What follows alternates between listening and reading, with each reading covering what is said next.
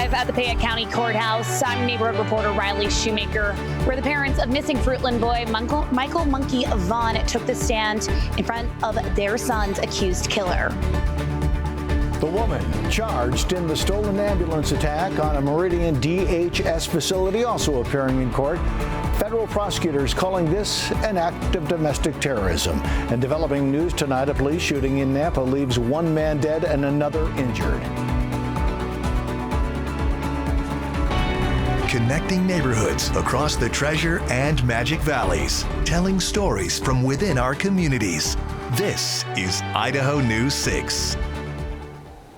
Thanks for joining Idaho News 6. I'm senior reporter Don Nelson. Tonight, it's day 2 of preliminary hearings for Stacy Wander, the man charged in the disappearance and killing of young Fruitland boy Michael Vaughn.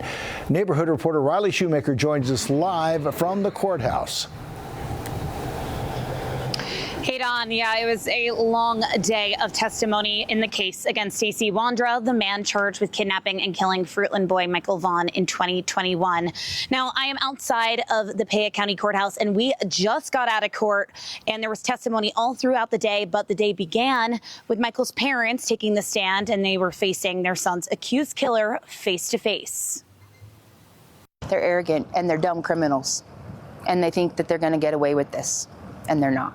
Brandy Vaughn, mother of 5-year-old missing Fruitland boy Michael Monkey Vaughn, finally takes the stand almost 5 years after her son was last seen alive. She and her husband Tyler were the first 2 witnesses called in Stacy Wander's preliminary hearing that could take the rest of the week, laying out the timeline for that July evening when Michael went missing. As we reported, Tyler was the one who called 911 on that July night after a frantic call to his wife. And it's been a long time, but I can still feel it. I can still hear it. I can smell it that night, that day. I wasn't even really looking at time. During cross-examination, the defense questioned Tyler's use of marijuana while he was home with the kids. During this period of time, during the day, were you smoking marijuana? Yes. Tyler testified he did smoke a joint between the time he saw Michael alive around 6:15 and when he noticed he was gone around 7 p.m. But Brandy said she never had concerns about his smoking and said it was always kept hidden away and out of reach. In court, we also heard from 3 professional canine handlers who were called to assist in the investigation. One led detectives to Stacy Wander's home while following a scent from Michael Vaughn's shoe. 2 others were called to the scene in 2022 when the backyard was excavated, giving positive alerts to the scent of human remains. He very much pulled me to that property. Residual scent, the dog will alert on residual scent. And that's what I believe is happening on that day. Now, we'll also have more on the other testimony that we heard in addition to those canine handlers. But mind you, those canine handlers are crucial to this investigation, given the fact that a body was never recovered in the case. So we'll have more on their testimony and from law enforcement as this case makes its way to trial. Stick around here and we'll have more on that at 6. I'm neighborhood reporter Riley Shoemaker for Idaho News 6. All right, thanks, Riley. The woman charged in that ambulance attack on a Meridian facility leased to the Department of Homeland Security late last month will remain in custody ahead of her trial. A judge calling Sarah George a flight risk as prosecutors accuse her of domestic terrorism. Her defense point out arguing it's too early for that claim and saying there's no evidence she meant to hurt anyone. George appearing remotely from Ada County Jail for her hearing. No cameras were allowed in the courtroom, but neighborhood reporter Allie Tripke was there in person. One person is dead and another injured after a fatal police shooting in Nampa. Nampa PD says it happened near North 21st Street and Industrial Road during a traffic stop on a suspect with a felony warrant. Police say during the stop, the suspect refused commands and produced a gun, prompting the 2 responding officers to open fire. That person, who was sitting in the passenger seat, died at the scene. The driver of the vehicle was struck in the hands, but his injuries are not life-threatening. Caldwell neighborhood reporter Leslie Solis is working to learn more, and we'll have those updates for you on IdahoNews6.com. The city of Middleton holding a special city council meeting tonight to appoint a new mayor. As we reported, Mayor Jackie L. Hutchinson passed away at home last Thursday. She was 74 years old. If you'd like to share flowers, cards, or well wishes to the family, you can send them to City Hall. Details on a memorial ceremony will be shared soon. Tonight's city council meeting is set to start at 5:30. Look for a link to the stream on IdahoNews6.com. Pomerelle Ski Resort outside of Twin Falls has sold, but it's in familiar hands. Longtime manager Zach Alexander and his wife Crystal are taking over the small resort, which boasts the second highest ski summit in Idaho, dates back to 1940.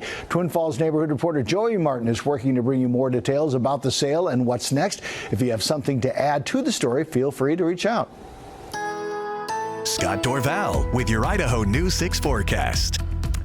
Good evening, everyone. Hope you're enjoying this amazing spring-like day. 60 degrees in the Boise Meridian area right now. A little bit of a south breeze, but it is not bad at all. Beautiful blue skies. What an amazing day today. Just a taste of what's to come, right?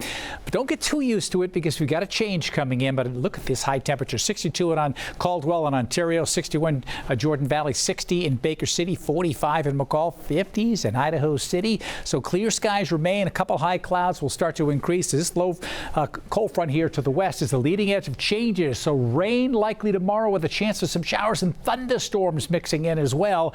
In Boise overnight, not very warm, not very cold at all, 43 degrees with that low temperature. And coming up tomorrow, maybe dry when you head off to work or school, but look at this, showers and thunderstorms could happen at any point during the day. So rain showers first to start, and then a chance of some storms mixed in with locally gusty wind. 55 for a high, but that temperature is going to drop in the rain showers. Let's take a look at your drive times coming out of downtown Boise, heading out to Caldwell. 50 minutes. You see the slowdowns here around the Flying Y. Pretty typical traffic, and also heavy traffic out towards the west as well in Canyon County. But again, we'll update you on the chance of some showers and storms tomorrow coming up.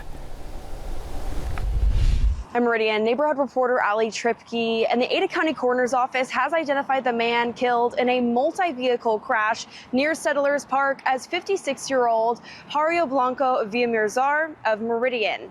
Police say he was riding an electric scooter when he was hit by multiple vehicles late Saturday night. The crash happened just before 11 p.m. on Ustick Road, in between Venable Avenue and 3rd Street. Two drivers remained at the scene and are cooperating with police, but witnesses told officers that other vehicles may have fled before authorities arrived. One of those vehicles may be a blue SUV. Emergency responders attempted life-saving measures, but Villamirzar was pronounced dead after 3 Sunday morning. It's still unclear whether he was riding in the roadway or if another incident left him incapacitated before being struck. Meridian Police has seized 2 vehicles connected to the crash and continues to investigate. Anyone with information is urged to contact Meridian Police Department. Today, President Trump publicly took questions from reporters for the first time since launching strikes on Iran. I'm Christiane Cordero in Washington with the latest coming up.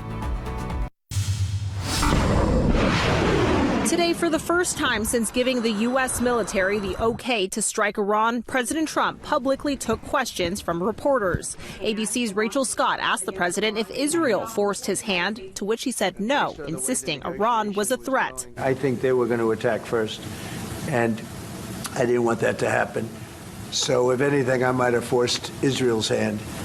But Israel was ready and we were ready. That contradicts what Secretary of State Marco Rubio said just yesterday, that Israel was planning on attacking Iran's regime with or without the U.S. If we stood and waited for that attack to come first before we hit them, we would suffer much higher casualties. And today, a visibly frustrated Rubio tried to clarify. Listen, let me explain to you guys this in simple English, okay? Iran is run by lunatics, religious fanatic lunatics. They have an ambition to have nuclear weapons, and this is the weakest they've ever been.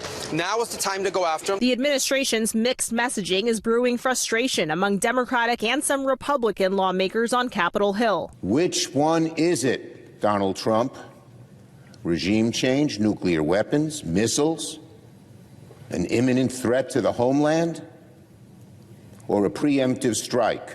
to stop future attacks on the region. Regarding the thousands of American tourists now stranded across the Middle East, the State Department working on securing military aircraft and charter flights for U.S. citizens. For now, urging people like Oliver Sims in Doha to get out as soon as possible. I know that officials have said, use commercial means, but there are really no commercial means here for us to use.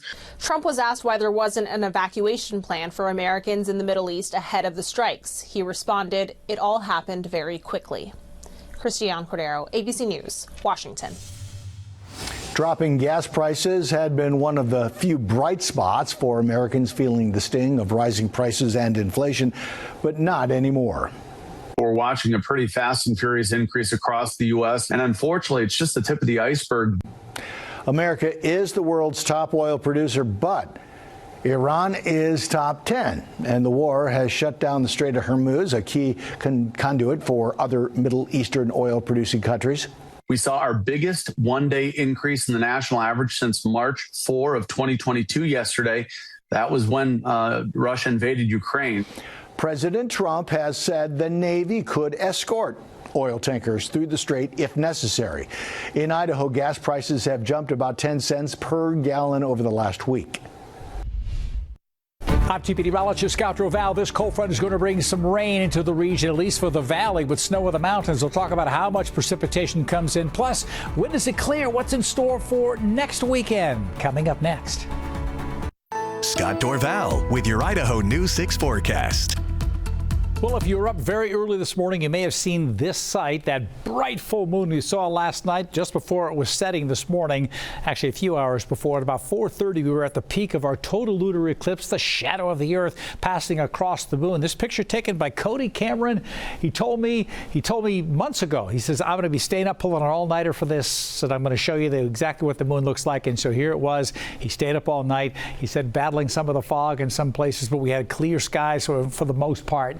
And you see that total, again, lunar eclipse this morning, about 4:30 or so, we were at its maximum. So thanks to Cody for sending in this photograph. If you've got photographs, you can go to my Facebook page. You'll see this and another photograph. You can post yours there as well. Pretty early in the morning, but a beautiful sight indeed. This was the future fog scenario. This is, again, as we go to the day tomorrow, not really going to see it. I think we're going to have some high clouds coming in, and the clouds are going to thicken overnight, and then we're going to see rain showers coming in the morning hours. But today, since midnight, look at these temperatures here, 60 to 62. I mean, it has been unbelievable spring-like, beautiful weather. A day like this could repeat, but we may have to wait until Sunday. Sunday will be the pick weekend day where we may have similar weather to this. In the meantime, there are changes coming in. We've got rain coming in for the McCall area. Might mix with some snow, but it won't accumulate. Brundage Mountain, Tamarack Resort, Bogus Basin, 5 to 10 inches of snow.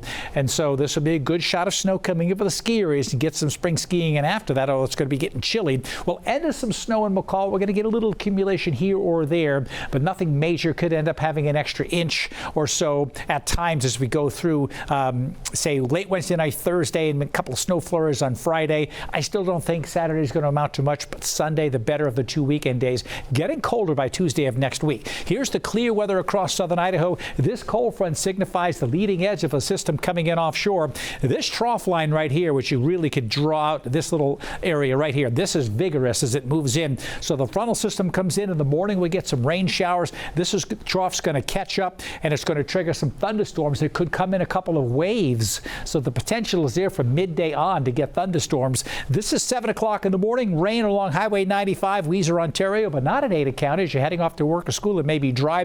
Quickly, the rain showers will come in by 9:20. You see the rain just hanging to the west. This is an updated computer chart here, slowing it down just a little bit. So after 9 o'clock, and then by midday, this could be thunderstorms coming in here with bursts of snow in the mountains at lower snow levels. 2:30 in the afternoon, you still see them there. And then even by 5:30, showers are continuing. So it could be a pretty wet day coming up tomorrow. Then behind that, windy and chilly on Thursday with lingering snow showers likely in the mountains. Sunshine returns on Friday. So there is that Treasure Valley forecast again. Mid-50s as all of this is going on. Mid-50s for the highs. The temperatures will be much chillier than that when the rain is falling. falling, which is much of the day, and so it will be a much chillier day, totally different feeling than what we had during the day today. And in the McCall area, mostly rain showers, but above 5,500 feet, we're talking about some snow coming in, and there could be some maybe 5 to 10 inches there. Look at this extended forecast. Breezy Thursday, but the weekend dry with a beautiful day Sunday.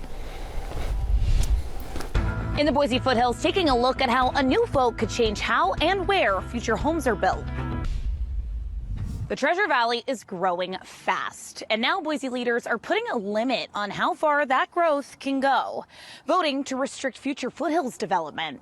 I'm North End neighborhood reporter Riley Shoemaker, and I spoke with Boise locals and a real estate agent about what this decision could mean for housing, growth, and open space. Essentially, the city are putting a stop on future development into the foothills, and that means that there's going to be a lot less availability to build subdivisions. Weeks after the vote, Boise City Council's decision will start to take shape on how future development in the foothills will move forward. The policy limits new development to land that has already been annexed into the city, setting a boundary above many of Boise's hillside neighborhoods. Under the change, large-scale annexations farther into the foothills are no longer allowed. A move city leaders say is intended to reduce wildfire risk, protect open space, and avoid overextending roads, utilities, and emergency services. Start building hundreds and hundreds of homes further up a road that's already bottlenecked, for example. So I get those being some of the issues.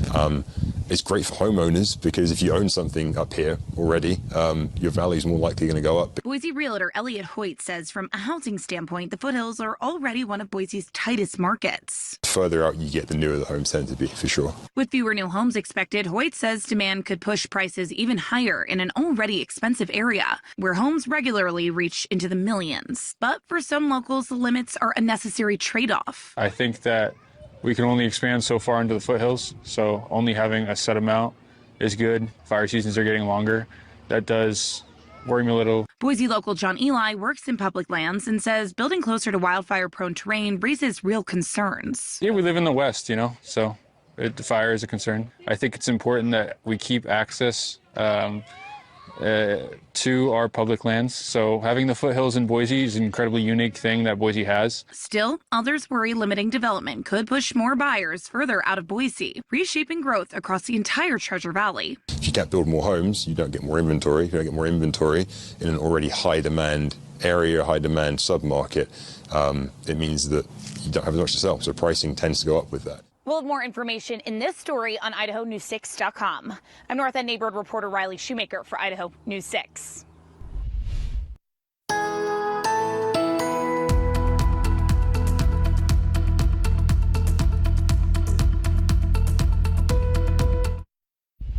McDevitt Park in West Boise is slated for some big upgrades. These big piles of dirt behind me will soon be turned into bike trails and a pump track.